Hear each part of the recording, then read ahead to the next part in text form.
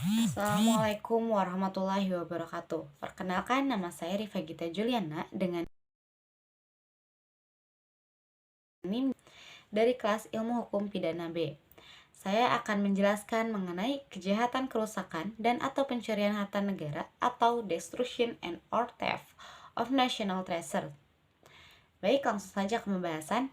Berdasarkan 28 kategori kejahatan internasional, M. Syarif Baysuni membagi tingkatan kejahatan internasional menjadi 3. Salah satunya kejahatan internasional yang disebut sebagai international delicts, yang di dalamnya termasuk destruction and or theft of national treasures ini.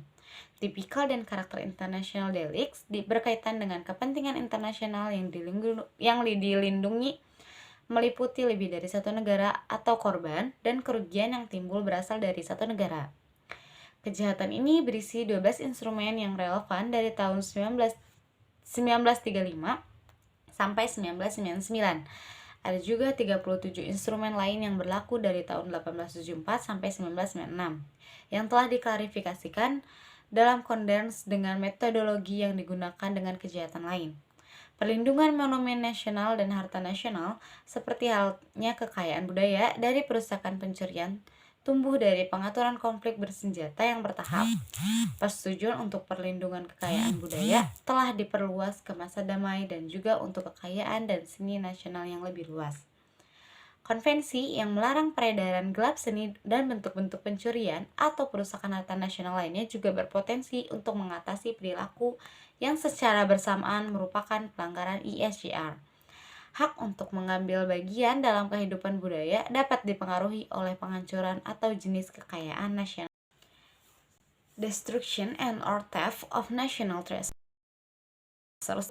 ke dalam kejahatan internasional karena memenuhi persyaratan tindak pidana internasional, yang dimana seperti tercantum di bawah ini. Persyaratan tindak pidana internasional itu adalah yang pertama, memiliki unsur internasional. Hal ini dimaksud dengan unsur internasional adalah kejahatan tersebut dapat mengancam, baik langsung maupun tidak langsung, perdamaian dan keamanan umat manusia secara keseluruhan. Yang kedua, memiliki unsur transnasional atau unsur ini menunjukkan bahwa tindak pidana tersebut mempengaruhi keselamatan umum dan kepentingan ekonomi lebih dari satu negara.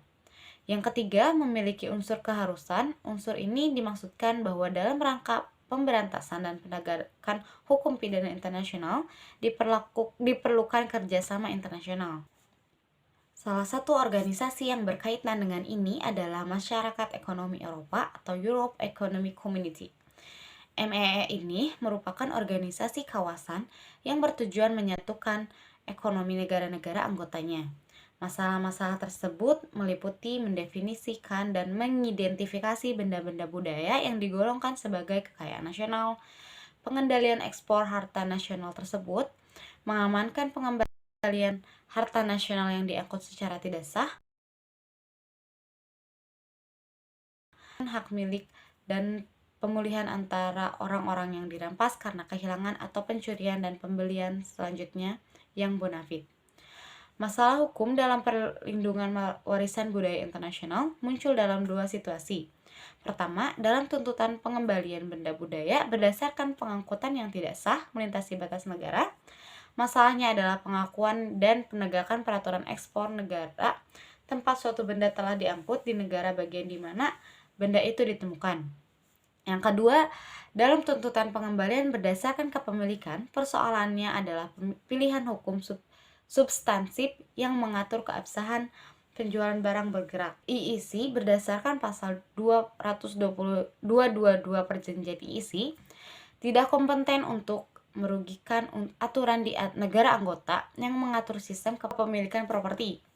Oleh karena itu, Undang-Undang IEC menghindari konflik hukum antara pemilik yang dirampas karena kehilangan atau pencurian dan pembeli bonafide berikutnya.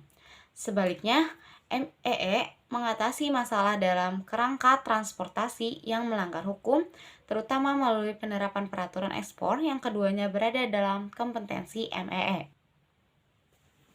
Selanjutnya ada contoh kasus penduduk Armenia dan vandalisme di Nagorno-Karabakh, warisan yang hancur.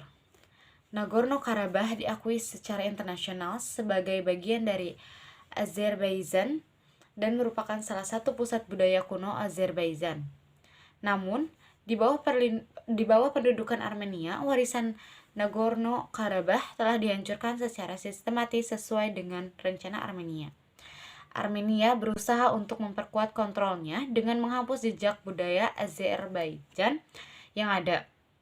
Penghancuran dan penjarahan yang disengaja oleh Armenia atas warisan budaya di wilayah pendudukan yang dimaksudkan untuk menghilangkan tanda-tanda akar budaya dan sejarah Azerbaijan dibuktikan oleh citra satelit. Jelas bahwa kerusakan dan pencurian monumen budaya atau agama di wilayah pendudukan dianggap sebagai kejahatan perang menurut hukum internasional.